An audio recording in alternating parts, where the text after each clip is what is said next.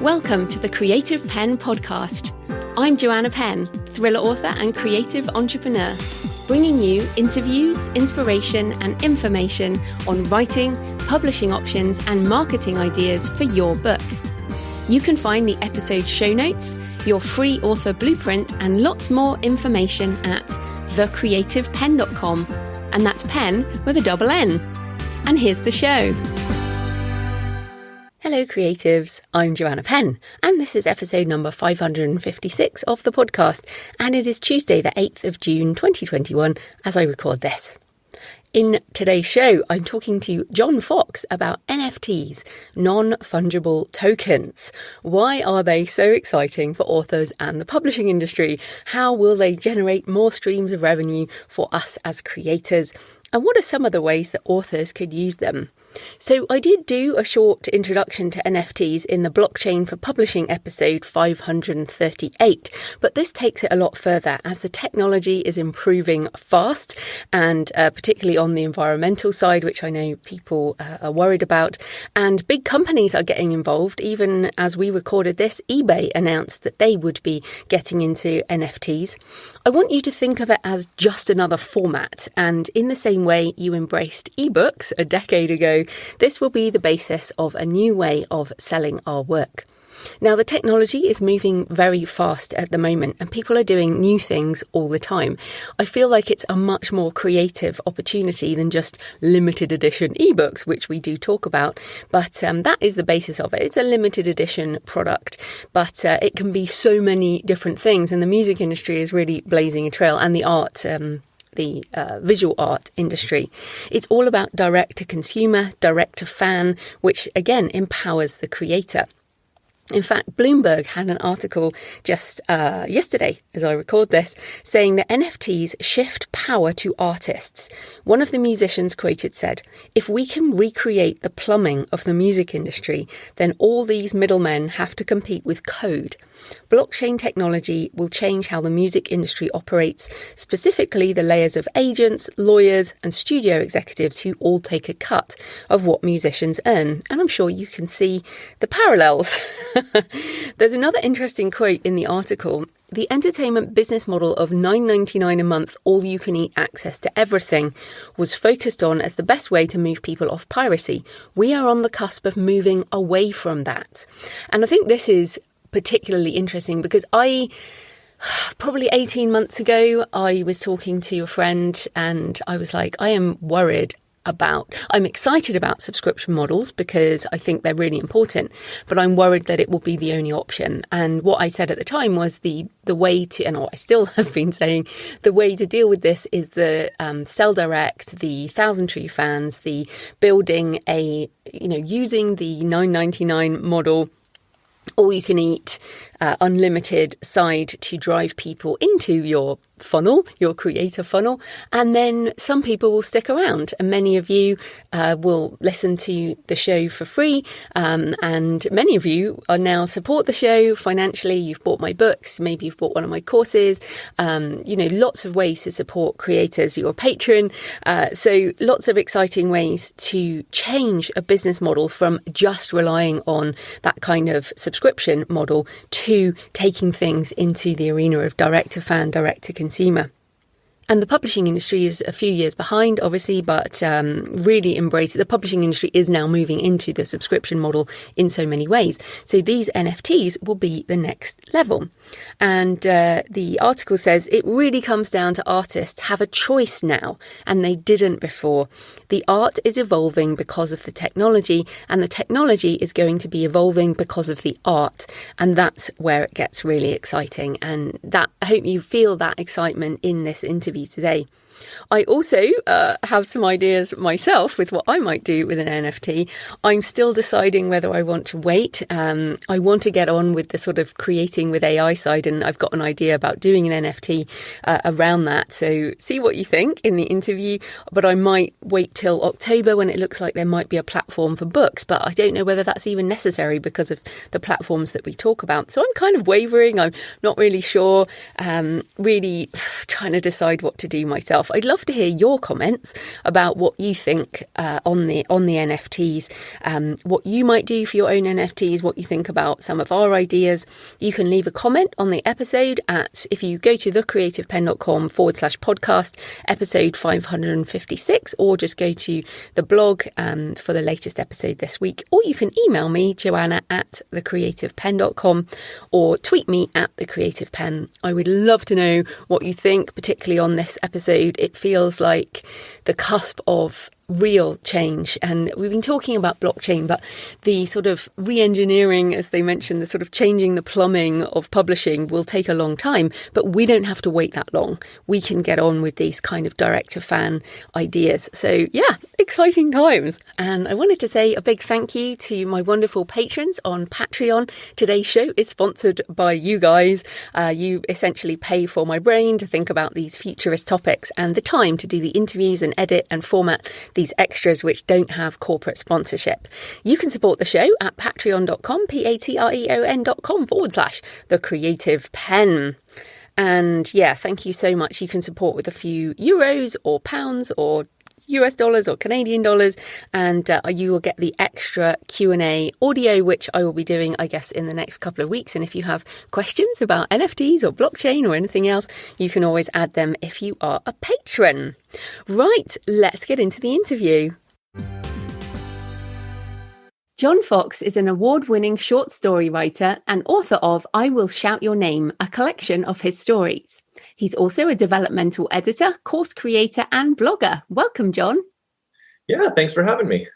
Oh, I'm excited to talk to you today. But before we get into the topic of the show, the technological side, I did want to ask you a bit more about you and your writing journey so people know where you're coming from.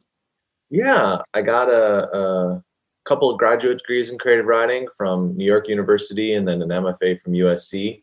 And way back in 2006, I started blogging. So I've been blogging for 15 years now at BookFox.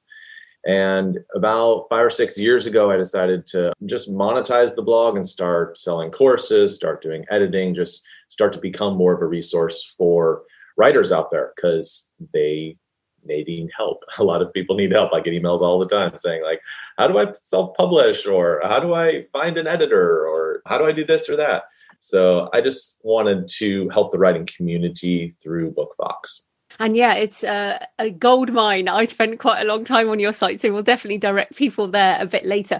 But I was interested because you're a literary writer yourself. You mentioned you have an MFA, you write short stories, and you focus a lot on the craft on your blog. So the writing craft is paramount, I think. But you recently wrote this article on NFTs that got my attention, and that's what we're going to talk about today. So why did you decide to write about NFTs, and what are they anyway? I guess I look at BookFox as a pretty wide range of stuff. Yes, I focus mostly on craft issues for writers, but in a broader sense, I want to talk about anything that helps writers, helps them market their book, helps them write their book, helps them edit their book. And I feel like NFTs are going to help writers. It's going to change the landscape for how writers sell books and how writers monetize their books. So I just feel like I want to get ahead of that and give writers a heads up, like, hey, this is coming, watch out. And so let's define it then. So what are NFTs?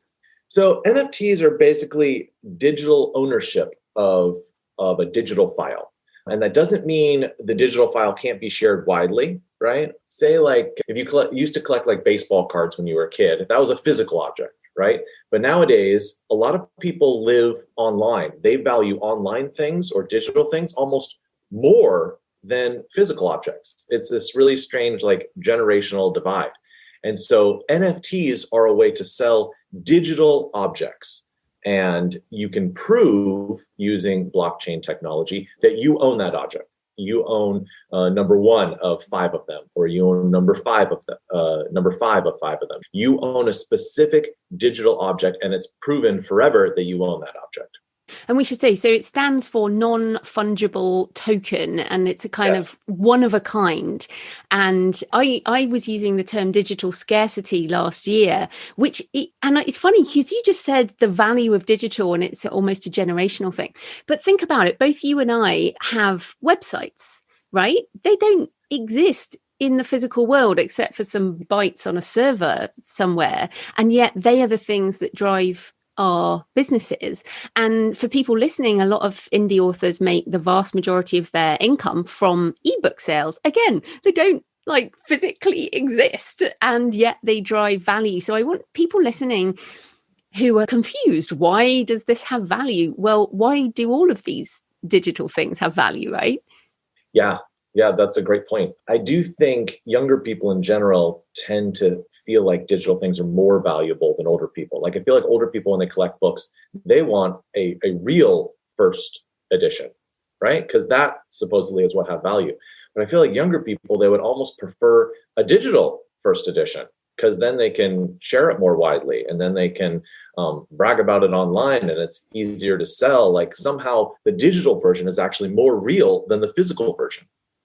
And actually, another trend, I guess, is this, what they're now calling the metaverse, which is a Neil Stephenson term, which encompasses augmented reality and virtual reality. And especially with the pandemic, there are these platforms that are being built now more where you might go to work within a online platform. There are musicians doing stuff in gaming platforms like Roblox. And I almost feel like this is the beginning of people, well, it's not the beginning, it's been going on for years with Second Life and things like that, but people buying digital art and objects like digital books to put in their virtual physical spaces. That doesn't make sense. In their virtual spaces, in these virtual metaverses. I know that might be going a bit far, but what do you think about that? No, I mean, I totally agree that's the trend. And even you look at the video game market, that is a gigantic market which dwarfs the movie industry and so many other industries. And in that universe, people are buying digital objects all the time, right? They're buying for $100, they'll buy some sort of sword that allows their character to have more power, or they'll buy some sort of amulet, right? And to them, these things are real because they help them in the digital world. I mean, NFTs are just an upscale version of that. You're buying artwork instead of buying a sword for a video game, but the principle is the same. You're buying this digital object which has value to you, so therefore it has value in the real world, has value in real money. And I agree with you. I think gamers will be finding this completely understandable. Like, this is completely, yeah, okay, I get that. Of course, I'm going to pay for a sword in my virtual world. That's just how it is. So I think a lot of people, I'm not a gamer, and so it definitely took a bit for me to get my head around this. But let's talk more about the specific benefits of NFTs and, I guess, the wider blockchain technology for authors. This is not a gimmick, is it? I think a lot of people are going to use it as a gimmick, but I think that fundamentally it's not a gimmick. I think anytime new technology gets developed, people are trying to figure out how to use it. And so, yes, there's a lot of silly things that get created and sold. There's like people trying to sell their tweets. Just, I don't know. I don't get that. I mean, is your tweet really going to have value? Maybe if you were like the very first one to ever tweet in yeah, I Twitter. think Jack Dorsey's is fine, but everyone else is no. Exactly, right? Everybody else is just like, no, that does not have intrinsic value. But I feel like this is the way that technology works. When you first adapt to technology, people are trying to figure out how to use it. And eventually we're going to get past all this gimmicky stuff and get down to, okay, no, this really does have value. This really does change the landscape for writers. So what are the benefits of NFTs? Okay, I think there's two main benefits. One benefit right now and one benefit for the future. The benefit right now is that it opens up all kinds of possibilities for additional sales channels. So you can sell, say, 10 different versions of your book rather than just hardcover and softback. You can sell images of the cover. You can sell related artwork to your book. So instead of just being able to sell a book, you can sell the digital first copy. You can sell the video of the first time you read it. Like, you can sell so many things surrounding the book. That you can do right now, okay? Now, the benefit in the future, a secondary benefit, is NFTs allow us to monetize the secondhand book market. So right now, you sell a book and you never earn money on it again. That book could be sold 15 more times, go through used bookstores, be sold at swap meets, be given to another friend, and you never see another penny of that money. But the technology of NFTs allows us to, every time a book gets sold, every time a digital file of a book gets sold, the original writer could get 10 or 20 or 30% of that sale. And so you would continue to monetize every single time that your book gets sold.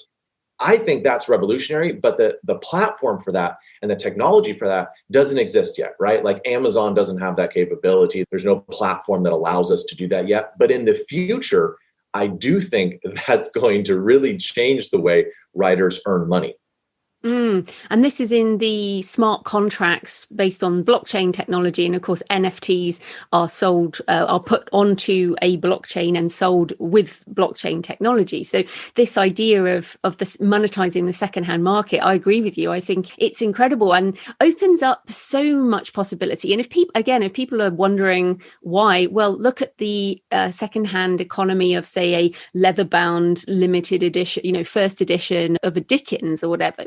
These change hands for huge amounts of money. And that's, I think, what we're looking at. We're looking at, as you said, it's another format. I have a mass market ebook, and then I also have maybe 10 NFT versions, each of which is original and can do other things with. So it expands the monetization of the core product. Yeah, that's exactly right. And your other books, you can make them special by doing something different with the cover on each of the 10 special versions, slight little tweaks so that someone feels like they're getting something unique. Or you could even do something where you would sell a version of your book with an additional chapter in the back or multiple different endings. Like, you can create all sorts of variation for your hardcore fans and give them a product which is different than the mass market product that you're giving to everybody else. I think this mention of fans is really important, and because the people who are doing very well with NFTs, it's very much a direct to fan experience, a direct to consumer experience where the musicians are creating things for those fans and it's the fans who are buying them. And I presume, like secondhand bookstores, we're going to get a layer of people who start acting as brokers of these types of things. But at the moment, it very much seems to foster fan interaction and in creating these limited things that only a certain group of people will absolutely love. Yeah, I think that's the right model for how to go about creating an NFT. Like, if you're thinking, I'd like to create an NFT, what you do is ask yourself, what would my fans really want, right? Like, what sort of product would they like and want to buy and want to own from me? That will get you going in the right direction. Because if you don't ask yourself that question, you're going to end up creating the gimmicky stuff, right? Like, just trying to get somebody maybe who doesn't even know you buy something about your book because they hope, I don't know, it'll be valuable in the future. But that's not the right direction. Like, if you ask yourself, what does my fan want? That's going to get you to create stuff that's actually valuable. So let's just talk about some of the other things that people are doing. So you mentioned maybe art associated with the book, and I see some potential collaborations with visual artists, maybe musicians. If you are going to work with an artist to create a map for your fantasy novel, maybe you could go together into creating an NFT for a limited edition of that art, which you've potentially sort of paid for, commissioned. So I guess something to say up front as well is, if you're going to do visual stuff, make sure your contract includes this type of thing. Yes. There's if you're with a traditional publishing house, you have to be wary of whether you're breaking your contract by creating NFTs. We'll let the IP lawyers sort that stuff out, but you're right that that's a thorny minefield. But I do think there's all sorts of cool stuff you can make. Like, I saw on Mintable, someone was selling, they had written a 64,000 word novel and they combined all the text into a single image. So it's just super, super, super small writing, and they're selling that image. So they made their book into artwork, which I thought was really cool, and not a lot of extra work, right? It's just creating an image from the text itself. And did they sell just one version of that, or did they have, say, a limited run? I'm forgetting. I don't know. Yeah, I see a lot of people doing that limited run where they'll do, 5 of them or 10 of them. So that way it's just not a selling one and done thing. Yeah, because, okay, so this is something I'm thinking of is because also I talk about writing with AI on this show, and the tools are actually now available, like properly available to do this. And I'm thinking about writing a short story with an AI tool. So it'll be my first AI co-written, or whatever you want to call it, short story. And then I would also maybe make a video of how I made that with AI.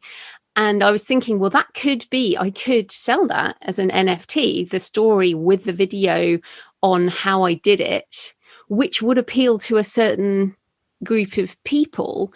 And then I was wondering, well, would I only have one version of that, or would I say sell 10 copies of that? What do you think? I mean, the Wu-Tang Clan is selling 36 copies of their upcoming book. That's it, right? So they're creating digital scarcity by saying there are only 36 digital copies of this that people can own. So I think it's actually a great idea to create digital scarcity and create something and say, hey, there's only 10 of these, or there's only 50 of these. And then once you sell all those, then you can sell, I don't know, the plain version with a different cover, or sell it and, I don't know, change it in some way. But it's interesting you talk about writing with that AI. Have you seen pseudo writes? Yes, that's what I'm using. Yeah, I joined pseudo writes too, and I've been checking it out. And then there's also an LA Time or LA Review of Books. Someone wrote a story using pseudo writes. I think they said 17% of it was written with pseudo write.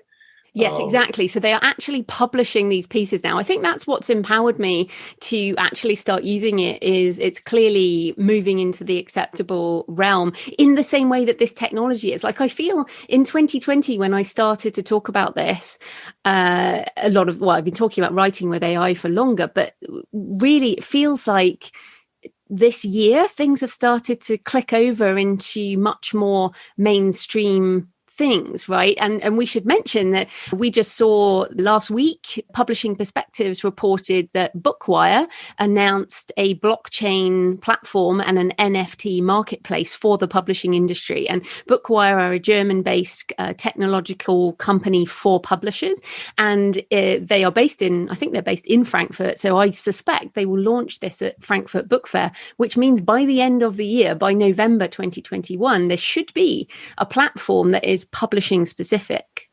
I mean, that's crazy how fast it's going, right? eBay just announced they are also going to allow people to sell NFTs. That makes so much sense in a way, because eBay specializes in secondhand sales. Yeah, exactly, right. The technology is perfect for it. It is, but I never thought of eBay as a digital platform, as obviously it's digital, but I kind of think of it as selling physical goods. So they're very much changing their brand with that idea. I think so, but I think it's the right move, because they're seeing this as a huge additional market, like just as big as the physical objects market.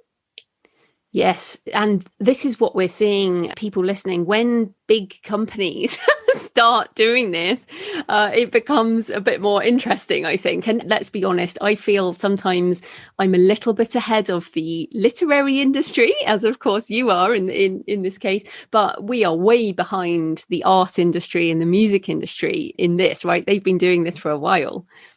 Yes. Absolutely. I mean, that's why NFTs blew up first with artwork, right? It's really easy to sell digital artwork, and people are used to being like, of course, like now I can own this digital artwork and actually prove it, not just see it, not just like see a copy of it, but actually prove that I own this artwork. And if you Google like NFTs on Instagram or something, it is all original artwork. Books aren't quite into the mainstream part of it, but I think they will be in the future. Yeah, I agree with you. So let's just think of some other things that people could do. So I was also thinking I do a lot of handwritten notes and research when I'm researching my books. And I was thinking, well, maybe I could include images of my handwritten notes, like a different one within each limited edition version. So that would be a way of separating out the specific limited editions. That's one idea. The other thing might be the link to real events. So I think one of the musicians was doing this. They were, who was it? Radiohead, I think, were doing an NFT for their music, but also you got a ticket for the event as part of the NFT. And Gary Vaynerchuk is also doing this, is selling these digital collectible cards with a token to one of his events. So what are some of these other things that we can do, or which ones are you particularly interested in? Yeah, I think it's a wonderful idea to pair up digital files with something in the physical universe or some sort of meeting or something like that.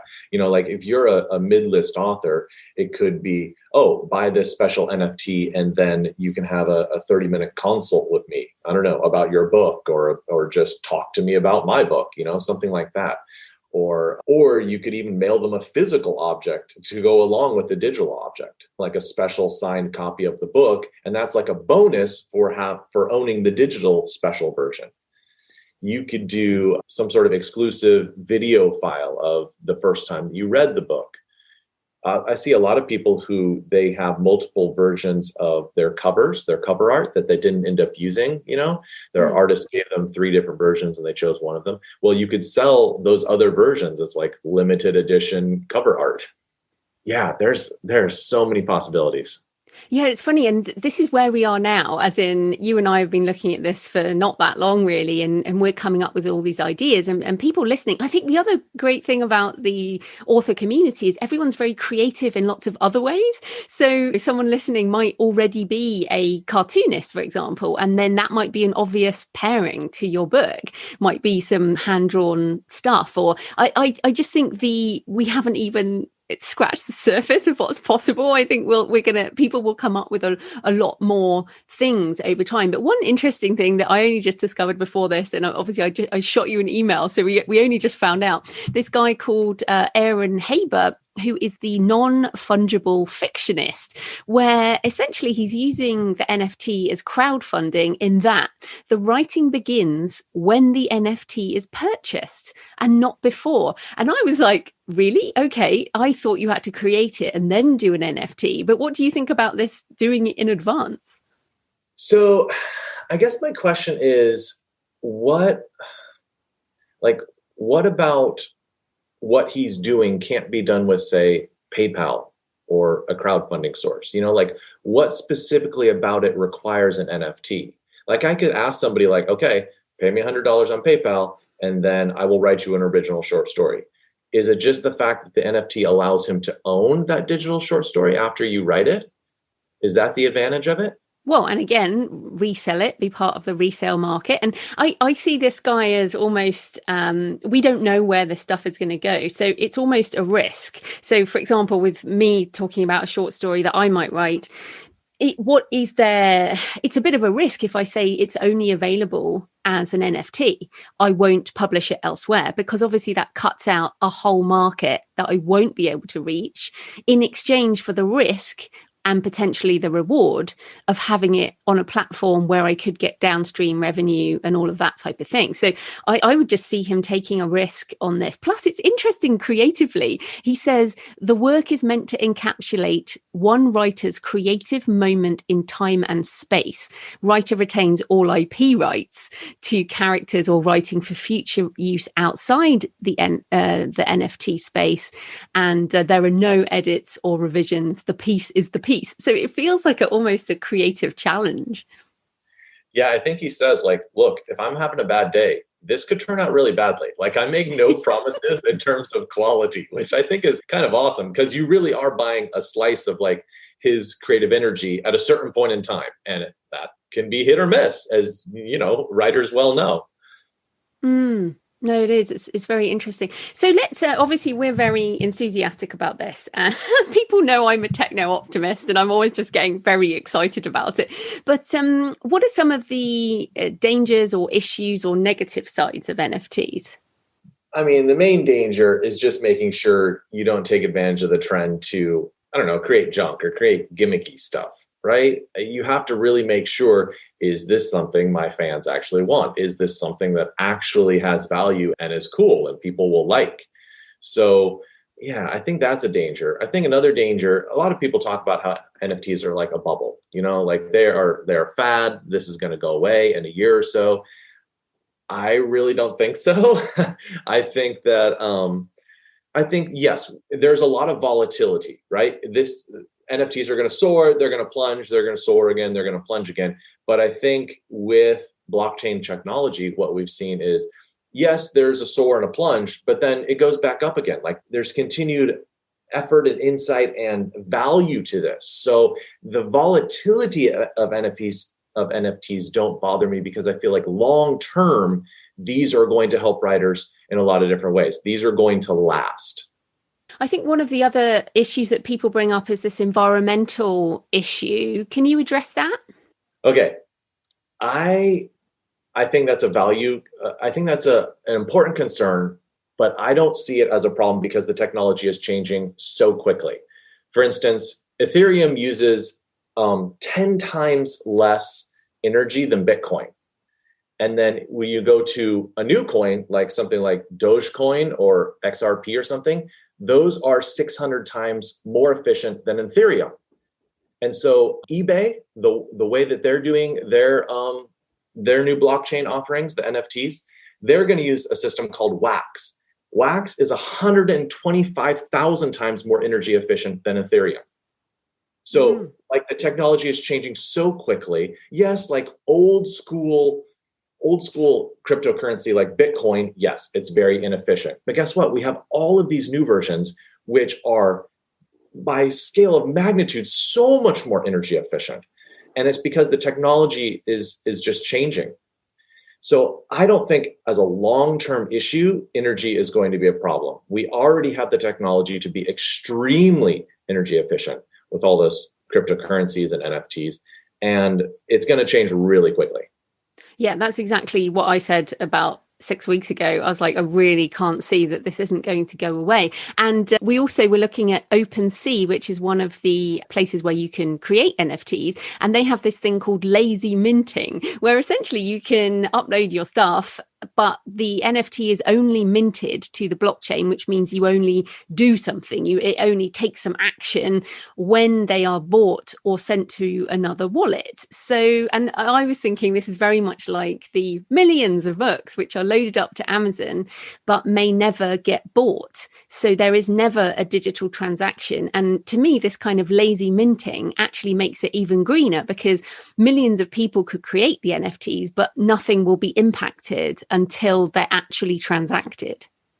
Yeah, it's smart, and they're continually changing and adapting. Even since I first wrote my article, they've abolished the gas fees. That it takes money to actually mint stuff, and they've said, no, you don't have to pay that anymore. So stuff is changing so quickly. OpenSea is really a leader in the field. And if people don't know how to create NFTs, like you would start by going to OpenSea, creating an Ethereum wallet. And I created a store in less than 10 minutes. It wasn't very hard at all.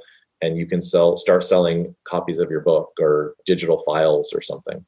And OpenSea is OPENSEA for people, and we'll put, obviously all the links will be in the show notes, because it's like other language. Whenever anyone comes into self-publishing, there's all this language we use, and I feel like this space is a whole nother language that people have to learn.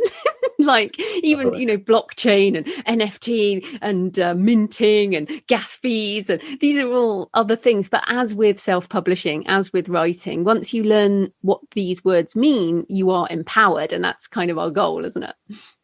Yeah, and if you go to OpenSea, they walk you through the process. Like you don't have to have any knowledge beforehand of, I don't know, how to buy Bitcoin or Ethereum or anything like that. They make it very easy. Like, click here. All right, now do this. Now do this. So they really are working at getting people to understand it and make it easy on anybody who joins to sell NFTs. So, I mean, seriously, try it out. Even the most horrific technophobe out there will find this pretty simple to set up.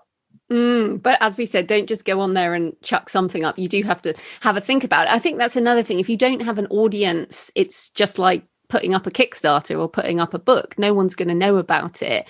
We're already, I mean, we're still in an early space for books, but there's also not the rabid audience for books like there is for music and art. But what are some of the other platforms that people might want to go and have a look at to just see what's going on? Oh goodness, every time I Google this, I feel like there's another few. I was just looking up platforms the other day, and there's like 10, and like 7 of them I haven't even heard of. So and who knows how many of those are going to survive as well, you know? So OpenSea is the one I would recommend people check out. The others, I'm not even sure. Which ones have you tried out? I was just before this, I was looking at Nifty Gateway, which I think is one of the older ones. Also Super Rare, I think, is interesting. And there's also a difference between the ones that have sort of closed environments where only established NFT creators can do their drops, as they're called. Other places are Rareable, I think is another one. But it's worth going and having a look. But one of the things you said there about we don't even know which ones will last, this is interesting. So let's say we do an NFT on OpenSea, for example, and I think that is on Ethereum, isn't it? Yeah. It's on Ethereum, okay, but it's through the OpenSea platform. So if OpenSea ceases to exist in the future, will the person who bought the NFT be able to resell it through another platform because it's on Ethereum? So it gets a little dicey there with the technology. I think if OpenSea, say, collapsed, or any platform collapsed, I think the link they would click on to like see the record of their digital file, I don't think that link would work. But it would still be recorded in the blockchain. So you would have to find a way to find where it was in the blockchain, maybe using a different platform or something. And yes, you could resell that elsewhere. But the technology still, it's in its infancy. It's a little dicey still, but it won't be erased if that company goes under. It's in the blockchain and it'll last forever. Well, as long as the blockchain exists.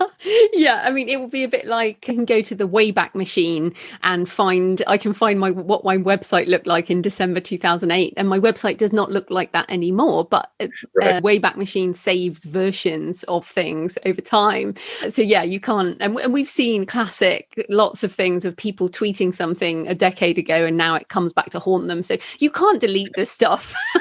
even with current things. I did want to say one of the big things that I am concerned about with publishing contracts is this clause, which is being used in a lot of contracts right now, which is all formats existing now and to be created for the life of copyright.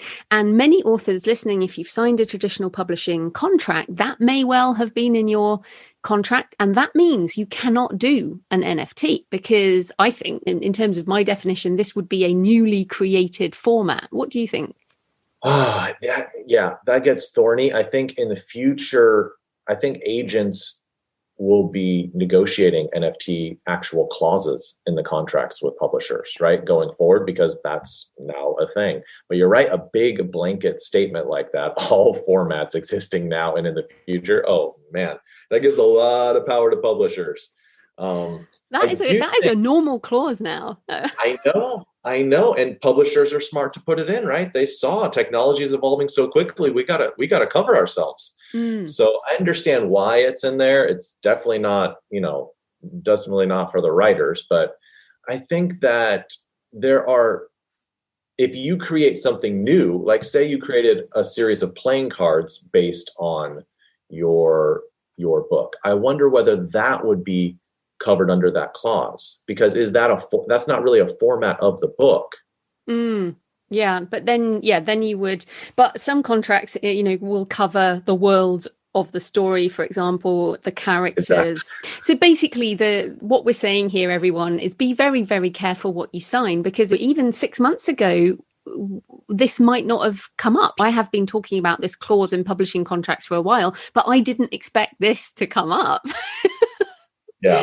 I didn't actually expect another format to appear so quickly. And who knows what we're going to be doing once we do have more developed metaverse things. I mean, I don't even know where that's going to go right now, but I would imagine that there will be different formats that will exist within a metaverse, within a virtual reality setting, for example. But I wanted to ask you about the even NFTs. Do you think we'll keep calling them NFTs? I almost feel like this term is just so bad, and that will we just be calling them digital collectibles, or, how will we call them that, do you think? Oh, I think that's a terrible term. I mean, it's such like a fancy pants, like techno name. I mean, yes, we're going to figure out something more colloquial to call it once it goes more mainstream. I don't know what that is, but yeah, NFTs is ugly, but but yeah, we'll end up calling it something, I don't know, digital something. But I think in the future, once we start calling it something more common, Amazon's going to incorporate NFTs. So when you upload your book to Amazon, if you're self-publishing or something, creating an NFT could be as easy as pushing a few buttons and being like, yes, I want to sell a limited edition of this version of my book cover, sell 10 of them or 50 of them. So I do think there's going to be incorporation by the mainstream players sooner rather than later. I mean, if eBay is already jumping into it, Amazon's going to be maybe a couple years behind, but it's not going to take that long. Yeah, I mean, let's be clear. If you go to Amazon AWS, you can use the AWS and to build a blockchain, your own blockchain. So Amazon's already got the technology. It's just in terms of Amazon KDP is what we're talking about. Like, when would it be incorporated? But I talked obviously on my last show about blockchain in terms of how it could help stop plagiarism and piracy, and will actually help authors with intellectual property management. So yeah, I would really hope that's coming. I did want to ask you what you think about the whole cryptocurrency situation too, because obviously you talked about old school crypto being things like Bitcoin, and Ethereum is getting older as well now. And then what we're also seeing is countries now looking at doing digital currencies. So China is obviously ahead. The UK is looking at Britcoin, which I really like. I'm like, oh, that is just perfect. And we've got a much younger chancellor who is looking at this. The EU are talking about doing it in the next few years. Obviously, the US is looking at things. So do you think that what we're going to be seeing maybe by 2025 is that people will just be interacting with these digital limited editions with a digital version of their own currency, as opposed to, say, Ether or Bitcoin? That is a fantastic question. Gosh, I'm just not sure. I didn't prepare you for that one. I know it's just something I was thinking about. No. It's something I actually have been thinking about. So I'm glad you asked it. It's hard to tell where it's going to go. I think if all of these countries create their own national version of digital currency, that's got to take a bite out of Bitcoin and Ethereum and all these decentralized ones. But will it kill them? I don't think so, because there's so many advantages to a digital currency that can't be manipulated, right? We're seeing this huge soar up in Bitcoin and whatnot because all of the countries are just minting their own money, right? They're driving up inflation. They're creating out of nothing 25% more money in their economy. Now, so people turn to Bitcoin because they want something that can't be manipulated.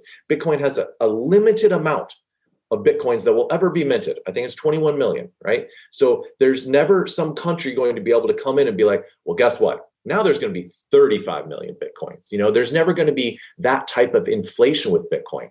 So it gives you an option where you can have money that's not manipulated by a country. And that's the value that country-based money can never rival. Plus, it gives you the option, like, say you're in a type of country where there's political instability, there's government instability. If your money is tied to their currency, you're in some deep doo-doo if that country suddenly decides you're an enemy of the state. So all these decentralized currencies that no specific country controls gives you a lot of power to go anywhere, to trade with anyone on the same currency that can't be controlled by a certain country. Yeah, but it's funny though, you say it can't be manipulated. We've seen Dogecoin go up and down on a tweet from Elon Musk.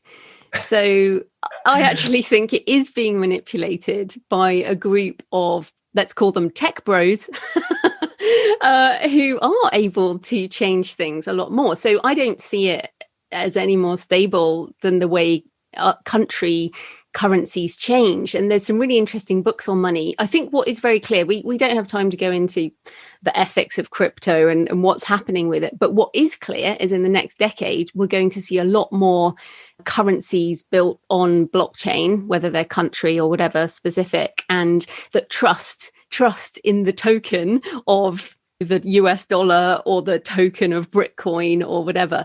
The trust is going to be the thing that makes a difference. But regardless of what happens, we'll be using something to buy and sell NFTs, right? Yeah. Yeah. I mean, you say that, I mean, I agree with you that, yes, they're obviously being manipulated because we're at this frenzy. We're at this froth of, cryptocurrencies right now. So yeah, Elon Musk can tweet something and it radically affects stuff. But that's just because these are in their infancy and they're so volatile right now. I think 5 years from now, 10 years from now, there's going to be a broader swath of people who own them, perhaps fewer whales out there who have the ability to completely tank a single currency. So I feel like over time, it's going to even out and be less manipulatable by Elon Musk or other big time people in the public sphere. And to be honest, one of the reasons I want to do NFTs is I want to earn cryptocurrency instead of buying it with my fiat. And I figure if I can earn some, I'll feel happier because I haven't, I just feel like I want to earn it, and it will be interesting how that turns out. So watch this space. I hear you. Back in 2018, someone volunteered to pay me in Bitcoin to edit their short story. And I'm like, all right, man, I sure wish that should have actually gone through, because that I could have earned, $20,000. Did you get it? It didn't happen. He never ended up paying me. It fell through. But it's like, oh man, that would have been the most lucrative short story editing I'd ever done in my life. That's brilliant. Yes, well, we can put it out there on this show. Either one of us are interested in being paid in cryptocurrency for things, because I feel like this is a good way to get the currency as opposed to trying to buy it with my fiat money, which I'd rather put in really boring investments.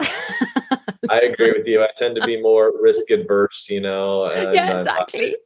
Boring stocks. Yep. Yeah. So as we come to the end here, I did want to circle back right at the beginning. You talked about starting blogging in 2006. So I started in 2008. So you started before me, and you've been going a long time, and you've built a business based on a blog. And now we're talking about these future things. And this is something I think about all the time. What do you do when you're a mature business like we have, and these technologies are changing so fast? How are you thinking about your business for the next decade in terms of what's changing? Oh gosh, I feel like it's very important to be an early adopter. Obviously, we were both early adopters of the technology of blogging, and that's really paid off for us, So now what's the next thing that we need to be an early adopter of? I mean, you're doing a great job with your podcast to get your audio out there. I think that's awesome. What other sort of social media channels can we jump on and take advantage of? I haven't seen people really take advantage of say, TikTok or a social media platform like that in the book space, because it's so visually based and not like text based at all. But yeah, I'm sure there's going to be authors who really take advantage of that.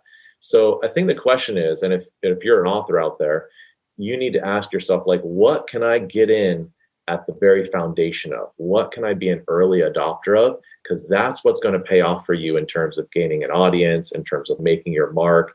That's the right marketing strategy for you, is to figure out what's new, what can I jump on that's going to expand in the future. And are you looking at switching your business model in any way? I mean, I don't think editing is going to go away. But it's interesting that you're still blogging and writing articles when I almost feel my blog posts now are audio first, basically. And then the text is, I prepare the text and then create the audio, or create the audio and then create the text. So they're always both of them. But do you see yourself changing your business model? I'm constantly figuring out how to change my business model. The big switch for me over the last 2 years that I've been trying to make is to move away from editing. And I've largely stopped editing. I do I do editing on the side now, and trying to move more toward a course model, toward a video model, right? I mean, that's where I see the future of my business is all video. So I keep on working on creating courses. I'd like to have a more active YouTube channel. It just takes a lot to create video, a lot of energy, a lot of equipment, a lot of editing. But that's the direction of where my business is going, right?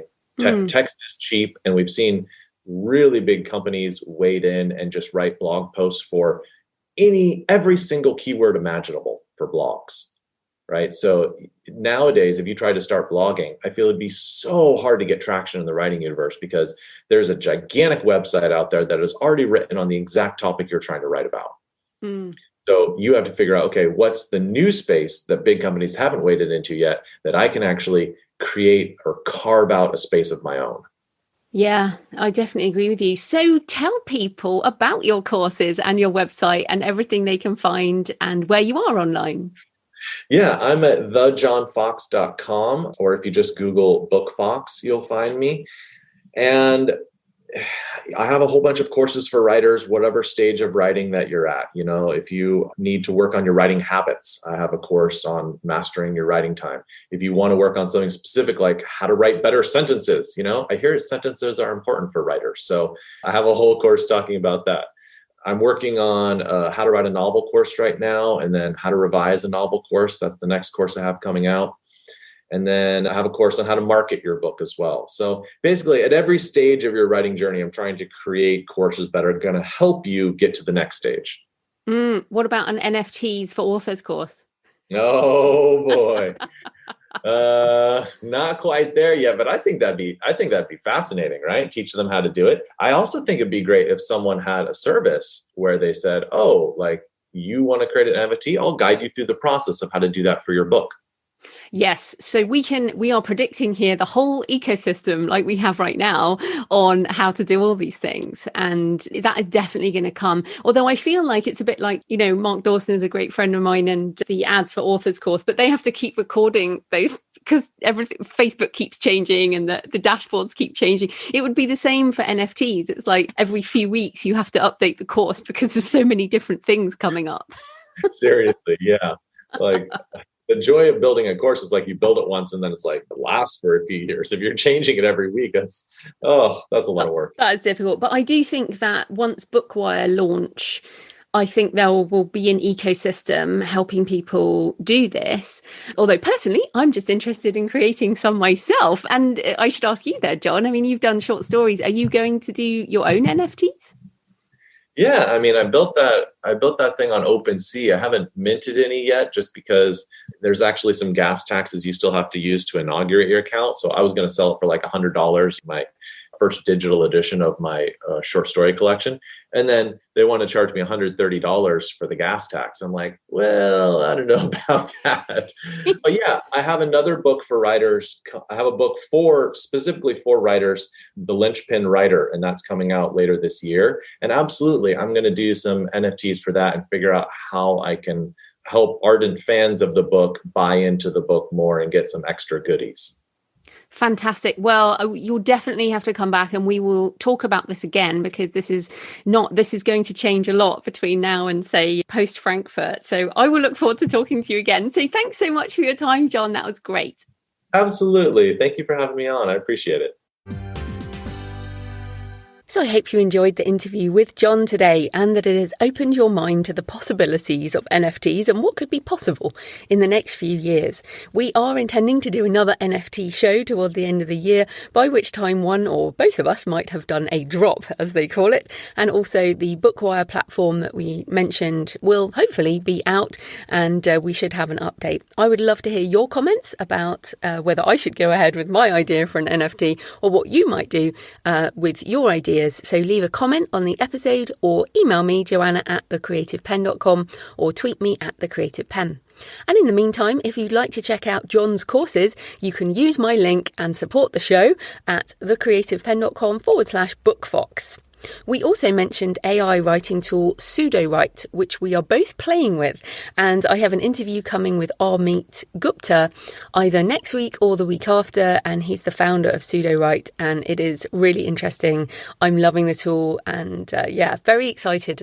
It's so funny at the moment. I feel like all the things that have been coming towards us for so long are sort of all happening this year much, much faster than perhaps I would have expected.